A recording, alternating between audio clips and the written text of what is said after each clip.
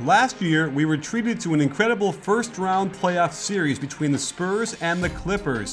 It had everything: drama, excitement, clutch shots, but it also had something less compelling: the Hack-A-DeAndre strategy employed by Greg Popovich. Whether you think it worked or not, taking away the Spurs' rhythm on offense and giving the very short-handed Clippers much-needed rest did not help their cause. And it didn't help us, since we had to watch all these ugly free throws. But why were they so ugly? DeAndre Jordan splits his feet like all good free throw shooters do. He had his elbow in, which you'd expect from a competent free throw shooter. The biggest issue was his release point. It was so far above his head, it prevented him from getting any power from his legs. But because his arm is practically straight, he can't get power from there either.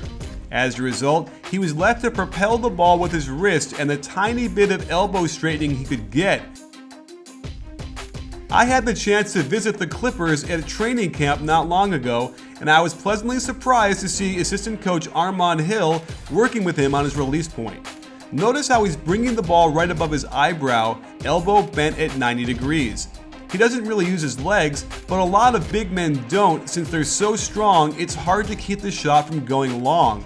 But because he's now bending his elbow, he can get adequate power to allow the wrist snap to focus on keeping it straight. There is also a more natural rhythm to his shot.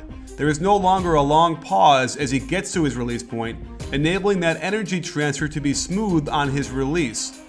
The preseason saw him shoot 50% from the free throw line, which is a dramatic improvement from his 40% free throw shooting in the regular season last year. Remember, shooting 50% from the line gives the team 1 point per possession. Considering that the Clippers scored .969 points per possession last year in the half court, and that was first in the league, it's safe to say fouling Jordan as a 50% shooter is simply not worth it. Thanks to his newfound release point, we can finally say goodbye to long, boring, foul-laden games with their misguided attempt to exploit a loophole in the rules.